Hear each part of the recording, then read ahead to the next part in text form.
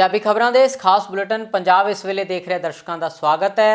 मैं हाँ जगदीश संधू। बुलेटिन की शुरुआत करते हैं इस समय के सब तो वड्डे सियासी मुद्दे दे नाल।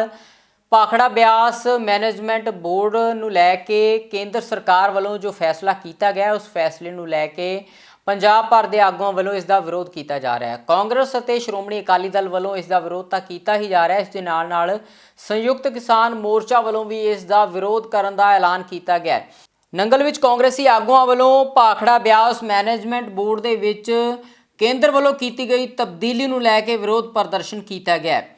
इस मौके आगुआं वालों केंद्र सरकार दे इल्ज़ाम लगाए गए हैं कि सूबियां दी भागीदारी खत्म की जा रही है। इस मौके बोलदियां पंजाब विधान सभा के स्पीकर राणा केपी ने इल्ज़ाम लगाए ने कि केंद्र सरकार वालों लगातार फैडरल स्ट्रक्चर ते चोट की जा रही है। उन्होंने कहा कि केंद्र सरकार खिलाफ रोस प्रदर्शन तेज़ किए जाएंगे जेकर इस फैसले ते दोबारा तो विचार नहीं किया जाता। तो इस मामले नूं लैके दूजे पासे संयुक्त किसान मोर्चा वालों भी केंद्र दी सरकार का विरोध किया गया। वक्खो वक्खरियां किसान जथेबंदियां नूं भी इस फैसले नूं लैके केंद्र सरकार का विरोध किया जा रहा है। इस तो पहला तुहानूं दस दईए कि श्रोमणी अकाली दल के प्रधान सुखबीर सिंह बादल वालों भी केंद्र सरकार की इस मसले नूं लैके निखेधी की गई सी। केंद्र के इस फैसले का विरोध इसलिए किया जा रहा है क्योंकि आगुआं वालों इस नूं फैडरल स्ट्रक्चर या संघी ढांचे उपर केंद्र का हमला करार दिता जा रहा है। तो मांग की जा रही है कि सूबियां दे हक्कां दे नाल केंद्र सरकार धक्का ना करे। मैं 5वां इलैक्शन लड़िया,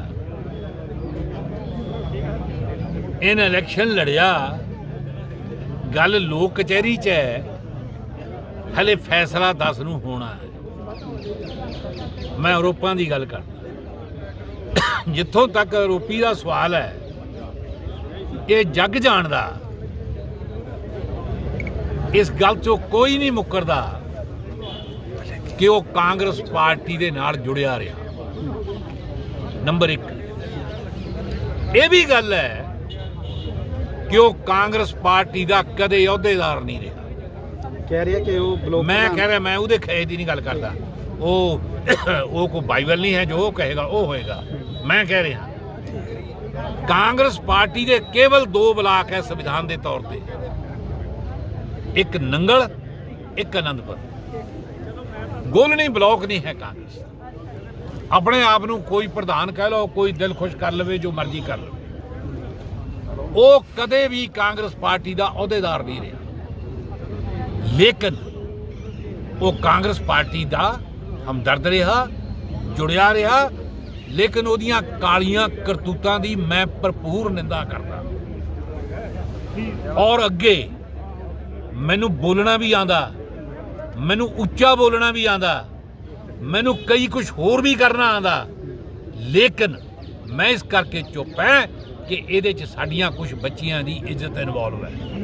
ਇਹਦੇ ਵੱਲੋਂ 23 ਤਰੀਕ ਨੂੰ ਫਰਵਰੀ ਨੂੰ ਇੱਕ ਨੋਟੀਫਿਕੇਸ਼ਨ ਜਾਰੀ ਕੀਤਾ ਗਿਆ ਜਿਸ ਦੇ ਅਨੁਸਾਰ ਜਿਹੜਾ ਆਪਣਾ BBMB ਦਾ ਬੋਰਡ ਹੈ ਇਹਦੇ ਵਿੱਚ ਮੈਂਬਰ ਪਾਵਰ ਤੇ ਮੈਂਬਰ ਇਰੀਗੇਸ਼ਨ ਜਿਹੜਾ ਪੰਜਾਬ ਤੇ ਹਰਿਆਣੇ ਦਾ ਹੁੰਦਾ ਸੀ, ਇਹਦੀ ਪੋਸਟ ਨੂੰ ਇਹ ਕਹਿ ਦਿੱਤਾ ਗਿਆ ਅੱਗੇ ਭਰਤੀ ਹੈ ਜਿਹੜੀ ਇਸ ਪੋਸਟ ਤੇ ਪੰਜਾਬ ਤੇ ਹਰਿਆਣੇ ਤੋਂ ਹੁੰਦੀ ਸੀ। ਹੁਣ ਨੋਟੀਫਿਕੇਸ਼ਨ ਜਾਰੀ ਕਰਕੇ ਇਹ ਹੋ ਗਿਆ ਵੀ ਦੇਸ਼ ਦੇ ਵਿੱਚੋਂ ਜਿੱਥੋਂ ਮਰਜ਼ੀ ਭਰਤੀ ਕੀਤੀ ਜਾ ਸਕਦੀ। ਪਰ ਜਦੋਂ ਭਾਖੜਾ ਡੈਮ ਬਣਿਆ ਹੈ ਇਹਦੇ ਵਿੱਚ ਸਾਂਝੇ ਪੰਜਾਬ ਦਾ ਸਾਰਾ ਖਰਚ ਕੀਤਾ ਗਿਆ ਸੀ, ਜਿਹਦੇ ਵਿੱਚ ਸਭ ਤੋਂ ਵੱਧ ਹਿੱਸਾ ਪੰਜਾਬ ਦਾ ਹੈ ਤੇ ਦੂਜੇ ਨੰਬਰ ਤੇ ਹਰਿਆਣੇ ਦਾ ਹੈ। ਹੁਣ ਜੇ ਬਾਹਰੋਂ ਅਫਸਰ ਆ ਕੇ ਬੋਰਡ ਦੇ ਵਿੱਚ ਇਹ ਨੌਕਰੀਆਂ ਤੇ ਆ ਗਏ, ਮੋਦੀ ਸਰਕਾਰ ਦੀ ਇਹ ਨੀਤ ਹੈ ਕਿ ਬੋਰਡ ਤੇ ਕਬਜ਼ਾ ਕਰਨ ਦੀ ਕੋਸ਼ਿਸ਼ ਹੈ ਅਫਸਰਾਂ ਨੂੰ ਬਾਹਰੋਂ ਲਾ ਕੇ, ਤੇ ਉਦੋਂ ਪੰਜਾਬੀਆਂ ਨੂੰ ਤੇ ਹਰਿਆਣਵੀਆਂ ਨੂੰ ਇਸ ਗੱਲ ਦਾ ਸ਼ੰਕਾ ਹੈ ਕਿ ਜਦੋਂ ਇਹ ਅਫਸਰ ਲੱਗ ਜਾਣਗੇ ਸਾਡਾ ਜਿਹੜਾ ਪਾਣੀ ਹੈ, ਜਿਹੜੀ ਸਾਡੀ ਬਿਜਲੀ ਹੈ ਬੋਰਡ ਤੋਂ, ਜਿਹੜਾ ਸਾਡਾ ਨੌਕਰੀਆਂ ਹੈ, ਇਹ ਤੇ ਜਿਹੜਾ ਕੇਂਦਰ ਸਰਕਾਰ ਆਪਣਾ ਕਬਜ਼ਾ ਕਰੇਗੀ। ਬਲਾਕ ਕਾਂਗਰਸ ਕਮੇਟੀ ਦੇ ਵੱਲੋਂ ਇਹ ਧਰਨਾ ਦਿੱਤਾ ਗਿਆ, ਜਿਹਦੇ ਵਿੱਚ ਸਪੀਕਰ ਸਾਹਿਬ ਅੱਜ ਰਾਣਾ ਕੰਵਰਪਾਲ ਸਿੰਘ ਜੀ ਹਾਜ਼ਰ ਹੋਏ ਤੇ ਇਲਾਕੇ ਦੇ ਬਹੁਤ ਵੱਡੀ ਪੱਧਰ ਤੇ ਲੋਕ ਹਾਜ਼ਰ ਹੋਏ। ਆਉਣ ਵਾਲੇ ਸਮੇਂ ਦੇ ਵਿੱਚ ਅੱਜ ਜੋ ਸਪੀਕਰ ਸਾਹਿਬ ਵੀ ਕਹਿ ਕੇ ਗਏ, ਜੇ ਇਹ ਨੋਟੀਫਿਕੇਸ਼ਨ ਰੱਦ ਨਾ ਕੀਤਾ ਗਿਆ ਤਾਂ ਕਾਂਗਰਸ ਪਾਰਟੀ ਪੰਜਾਬ ਪੱਧਰ ਤੇ ਇੱਥੇ ਬਹੁਤ ਵੱਡੇ ਪੱਧਰ ਤੇ ਜਿਹੜਾ ਰੋਸ ਪ੍ਰਦਰਸ਼ਨ ਕਰੇਗੀ। ਤੇ ਜਦੋਂ ਵੀ ਕਦੇ ਕੋਈ ਕੇਂਦਰੀ ਮੰਤਰੀ ਆਏਗਾ ਉਹ ਸੋਚ ਸਮਝ ਕੇ ਆਵੇ, ਉਹਦਾ ਵੀ ਐਨ ਜ਼ੋਰਦਾਰ ਵਿਰੋਧ ਕੀਤਾ ਜਾਵੇਗਾ। ਤੇ ਹੁਣ ਆਓ ਲੈ ਲੈਂਦੇ ਹਾਂ ਇੱਕ ਸਿਆਸੀ ਤੇ ਰਾਜਨੀਤਿਕ ਪ੍ਰਤੀਕਰਮ ਸਾਡੇ ਸੀਨੀਅਰ ਪੱਤਰਕਾਰ ਸੁਰਿੰਦਰ ਡੱਲਾ ਤੋਂ ਕਿ ਪੰਜਾਬ ਦੇ ਵਿੱਚ ਕਿਸ ਤਰ੍ਹਾਂ ਦੇ ਮੌਜੂਦਾ ਸਿਆਸੀ ਹਾਲਾਤ ਨੇ। ਡੱਲਾ ਸਾਹਿਬ, ਸੂਬੇ ਦੇ ਵਿੱਚ ਜੇ ਮੌਜੂਦਾ ਸਿਆਸੀ ਸਥਿਤੀਆਂ ਦੀ ਗੱਲ ਕਰੀਏ ਤਾਂ ਚੋਣਾਂ ਨੂੰ ਲੈ ਕੇ, ਚੋਣ ਨਤੀਜਿਆਂ ਨੂੰ ਲੈ ਕੇ ਸਾਰੀਆਂ ਪਾਰਟੀਆਂ ਕੌਨਫੀਡੈਂਟ ਨਜ਼ਰ ਆ ਰਹੀਆਂ ਨੇ। ਮੈਂ ਚਾਹਾਂਗਾ ਕਿ ਤੁਸੀਂ ਮੌਜੂਦਾ ਸਿਆਸੀ ਹਾਲਾਤਾਂ ਬਾਰੇ ਦੱਸੋ, ਕਿਸ ਤਰ੍ਹਾਂ ਦੇ ਹਾਲਾਤ ਬਣੇ ਹੋਏ ਨੇ ਇਸ ਟਾਈਮ, ਸਿਆਸਤ ਦੇ ਵਿੱਚ ਕਿਸ ਚੀਜ਼ ਨੂੰ ਲੈ ਕੇ ਵਿਚਾਰ ਚਰਚਾ ਚੱਲ ਰਹੀ ਹੈ। ਦੇਖੋ 2017 ਚ ਸਾਨੂੰ ਜਗਦੀਸ਼ ਜੀ ਸਭ ਤੋਂ ਪਹਿਲਾਂ ਜਾਣਾ ਪੈਣਾ ਹੈ। 2017 ਦੀਆਂ ਚੋਣਾਂ ਦੇ ਜਦੋਂ ਨਤੀਜੇ ਆਏ ਤੇ ਕਾਂਗਰਸ ਨੂੰ ਇੱਕ ਵੱਡਾ ਵੋਟ ਸ਼ੇਅਰ ਹਾਸਲ ਹੋਇਆ ਔਰ ਕਾਂਗਰਸ ਨੂੰ ਜਿਹੜੀਆਂ ਰਿਜ਼ਰਵ ਸੀਟਾਂ ਨੇ ਪੰਜਾਬ ਦੀਆਂ 33 34 ਉਹਨਾਂ ਦੇ ਵਿੱਚ ਇੱਕ ਵੱਡਾ ਉਛਾਲ 20-21 ਸੀਟਾਂ ਕਾਂਗਰਸ ਨੂੰ ਹਾਸਲ ਹੋਈਆਂ। ਹੁਣ ਜਦੋਂ ਰਾਖਵੇਂ ਕਰਨ ਵਾਲੀਆਂ ਐਡੀ ਵੱਡੀ ਗਿਣਤੀ 'ਚ ਸੀਟਾਂ ਕਾਂਗਰਸ ਨੇ ਪਿਛਲੀ ਵਾਰ ਜਿੱਤੀਆਂ, ਮਾਝੇ ਤੇ ਦੁਆਬੇ 'ਚ ਖਾਸ ਤੌਰ ਤੇ, ਮਾਲਵੇ 'ਚ ਵੀ ਬਹੁਤ ਸੀਟਾਂ ਜਿੱਤੀ ਕਾਂਗਰਸ, 40 ਦੇ ਕਰੀਬ ਸੀਟਾਂ ਮਾਲਵੇ ਦੇ ਵਿੱਚ ਵੀ ਜਿੱਤੀ, ਉੱਥੇ 69 ਸੀਟਾਂ ਨੇ ਮਾਲਵੇ ਦੇ ਵਿੱਚ। ਉਸ ਤੋਂ ਬਾਅਦ ਹੁਣ ਜਦੋਂ ਕਾਂਗਰਸ ਨੇ ਇਸ ਵਾਰ ਆਪਣੀ ਚੋਣਾਂ ਦੀ ਤਿਆਰੀ ਕੀਤੀ, ਪਹਿਲਾਂ ਤਾਂ ਨਵਜੋਤ ਸਿੰਘ ਸਿੱਧੂ ਅੱਗੇ ਸੀ, ਜਿੰਨੀ ਦੇਰ ਕੈਪਟਨ ਅਮਰਿੰਦਰ ਲਹੇ ਨਹੀਂ ਨਵਜੋਤ ਸਿੰਘ ਸਿੱਧੂ ਅੱਗੇ ਸੀ। ਕੈਪਟਨ ਅਮਰਿੰਦਰ ਲਹੇ ਨਵਜੋਤ ਸਿੰਘ ਸਿੱਧੂ ਪ੍ਰਧਾਨ ਬਣੇ, ਉਦੋਂ ਵੀ ਕਾਂਗਰਸ ਨਵਜੋਤ ਸਿੰਘ ਸਿੱਧੂ ਦੇ ਚਿਹਰੇ ਤੇ ਅੱਗੇ ਵੱਧ ਰਹੀ ਸੀ ਔਰ ਪੰਜਾਬ 'ਚ ਬਹੁਤੇ ਲੋਕ ਮਹਿਸੂਸ ਕਰਦੇ ਸੀ ਕਿ ਕਾਂਗਰਸ ਆਪਣੀ ਸਰਕਾਰ ਬਣਾ ਜਾਊਗੀ ਕਿਉਂਕਿ ਨਵਜੋਤ ਸਿੰਘ ਸਿੱਧੂ ਦੀ ਹਵਾ ਸੀ ਉਸ ਵਕਤ। ਪਰ ਕਾਂਗਰਸ ਨੇ ਹੌਲੀ ਹੌਲੀ ਫੈਸਲਾ ਕੀਤਾ, ਜਦੋਂ ਕੈਪਟਨ ਅਮਰਿੰਦਰ ਨੂੰ ਲਾਇਆ ਤੇ ਚਰਨਜੀਤ ਚੰਨੀ ਨੂੰ ਅੱਗੇ ਲਿਆਂਦਾ। ਜਦੋਂ ਚਰਨਜੀਤ ਚੰਨੀ ਅੱਗੇ ਆਏ, ਕਾਂਗਰਸ ਦੀ ਸਿਆਸਤ ਦੇ ਸਮੀਕਰਨ ਬਦਲੇ ਔਰ ਚਰਨਜੀਤ ਚੰਨੀ ਦੇ ਆਉਣ ਤੋਂ ਬਾਅਦ, ਕਿਉਂਕਿ ਚਰਨਜੀਤ ਚੰਨੀ ਰਾਖਵੇਂ ਕਰਨ ਵਾਲੇ ਭਾਈਚਾਰੇ 'ਚੋਂ ਆਉਂਦੇ ਨੇ, ਜਿਸ ਤੋਂ ਬਾਅਦ ਕਾਂਗਰਸ ਆਪਣੀ ਰਣਨੀਤੀ ਨੂੰ ਥੋੜ੍ਹਾ ਜਿਹਾ ਜਾਤੀਵਾਦ ਦੇ ਏਜੰਡੇ 'ਤੇ ਲੈ ਗਈ। ਕਾਂਗਰਸ ਨੇ ਜਿਹੜੀਆਂ ਚੋਣਾਂ ਲੜੀਆਂ, ਉਹ ਕਾਂਗਰਸ ਉਦੋਂ ਹੀ ਮਹਿਸੂਸ ਕਰਨ ਲੱਗ ਗਈ ਕਿ ਅਸੀਂ, ਕਿਉਂਕਿ ਚਰਨਜੀਤ ਚੰਨੀ ਘਰ ਘਰ ਚੱਲੀ ਗੱਲ, ਚੰਨੀ ਕਰਦਾ ਮਸਲੇ ਹੱਲ, ਪੋਲੀਟੀਕਲ ਬ੍ਰਾਂਡਿੰਗ ਚਰਨਜੀਤ ਚੰਨੀ ਦੀ ਅਜਿਹੇ ਰੂਪ 'ਚ ਕੀਤੀ ਗਈ ਜਿਵੇਂ ਉਹ ਬਹੁਤ ਮਸਲੇ ਹੱਲ ਕਰਨ ਵਾਲੇ ਲੀਡਰ ਨੇ।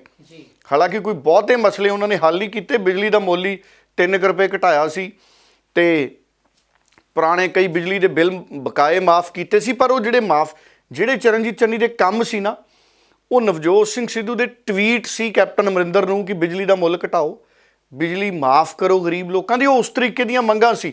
ਸੋ ਉਹ ਸ਼ੁੱਧ ਚਰਨਜੀਤ ਚੰਨੀ ਦੀ ਆਪਣੀ ਪ੍ਰਾਪਤੀ ਨਹੀਂ ਸੀ। ਹਾਂ, ਸਰਕਾਰ ਦੇ ਬਹੁਤ ਸਾਰੇ ਕੰਮ ਹੁੰਦੇ ਜਿਹੜੇ ਹੌਲੀ ਹੌਲੀ ਅੱਗੇ ਚੱਲਦੇ ਰਹਿੰਦੇ ਆ ਤੇ ਉਹਦਾ ਵੀ ਚਰਨਜੀਤ ਚੰਨੀ ਨੂੰ ਲਾਹਾ ਮਿਲਿਆ।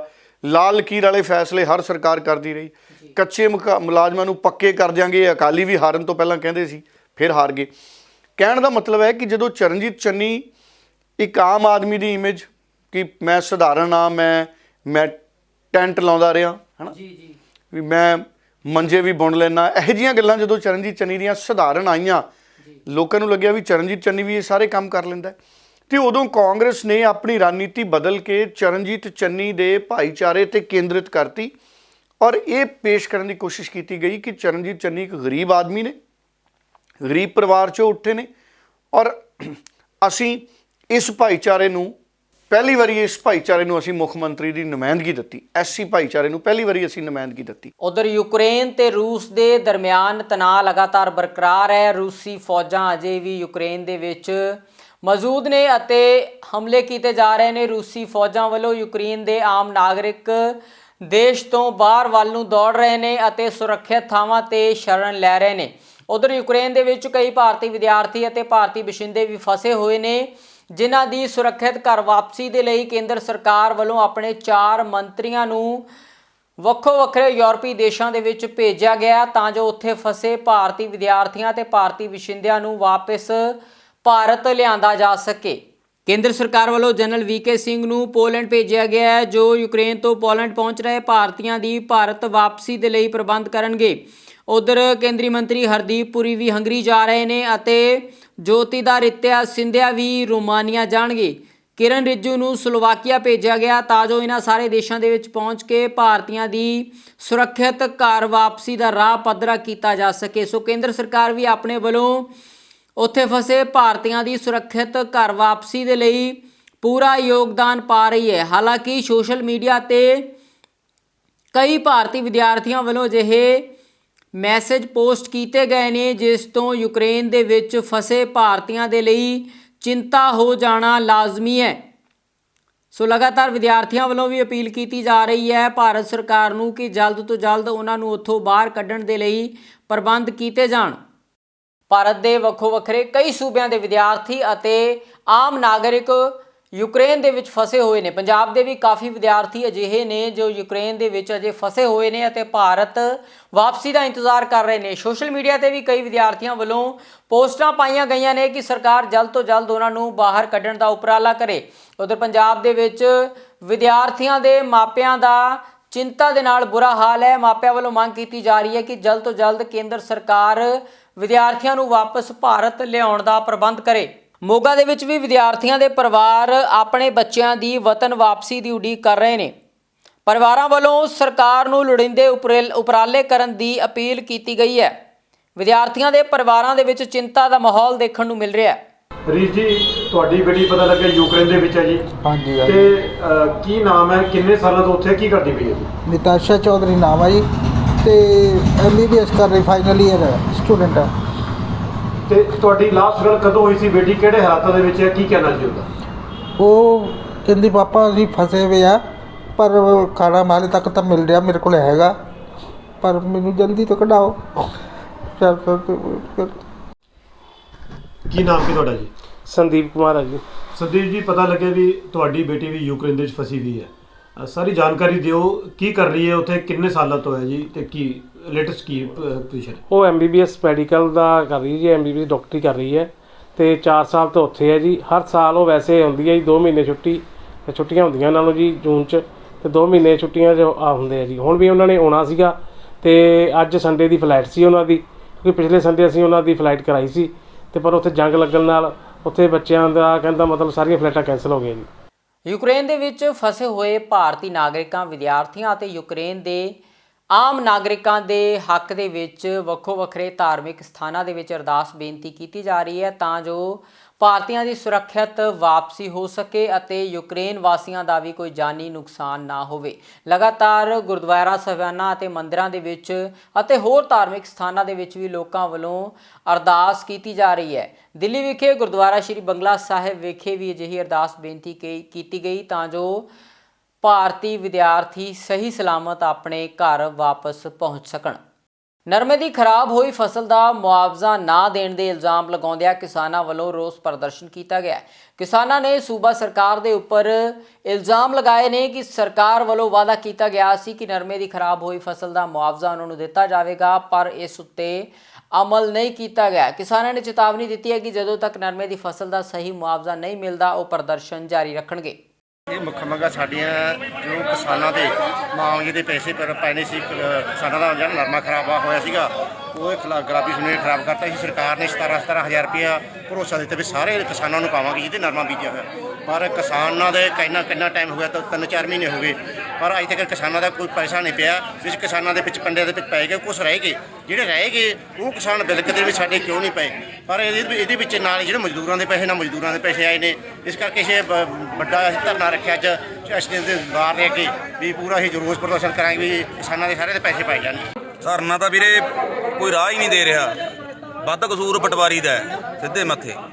ਅਸੀਂ ਹੁਣ ਵੀ ਗੱਲ ਕਰੀਏ, ਘੰਟਾ ਕੁ ਹੋਇਆ, ਕਹਿੰਦਾ ਹਜੇ ਤੱਕ ਮੈਂ ਦੁਬਾਰੇ ਆ ਤਰੁੱਟੀਆਂ ਕਢਾਈਆਂ। ਪਹਿਲੀ ਗੱਲ ਤਾਂ ਇਹਦੇ 'ਚ ਤਰੁੱਟੀਆਂ ਬਹੁਤ ਘੱਟ ਹੈ, ਕਰੈਕਸ਼ਨਾਂ ਹੋਣ ਵਾਲੀ ਗੱਲ ਹੀ ਨਹੀਂ ਸੀਗੀ। ਮੇਰਾ ਖੁਦ ਦਾ ਵੀ ਸਹੀ ਹੈ ਸਾਰਾ ਕੁਝ, ਪੈਸੇ ਹੀ ਨਹੀਂ ਆਏ। ਪਹਿਲਾਂ ਸਾਨੂੰ ਕਹਿੰਦੇ ਤੁਹਾਡੇ ਪੈਸੇ ਪੈ ਗਏ, ਇਹਦੇ ਤੋਂ ਜ਼ਿਆਦਾਤਰ ਲੋਕ ਅਸੀਂ ਆ ਪਿੰਡ ਦੇ ਇਹ ਜਿਹੇ ਜਿਨ੍ਹਾਂ ਨੂੰ ਕਹਿੰਦੇ ਤੁਹਾਡੇ ਪੈਸੇ ਪੈ ਗਏ ਤੇ ਪੈਸੇ ਪਏ ਨਹੀਂ ਸਾਡੇ। ਹੁਣ ਦੁਬਾਰੇ ਇਹ ਰਿਜੈਕਟ ਹੋਏ ਆ, ਰਿਜੈਕਟ ਕਰਕੇ ਹੁਣ ਦੁਬਾਰੇ 4 ਦਿਨ ਹੋ ਗਏ ਉਹ ਗੱਲ ਹੋਈ ਨੂੰ 5।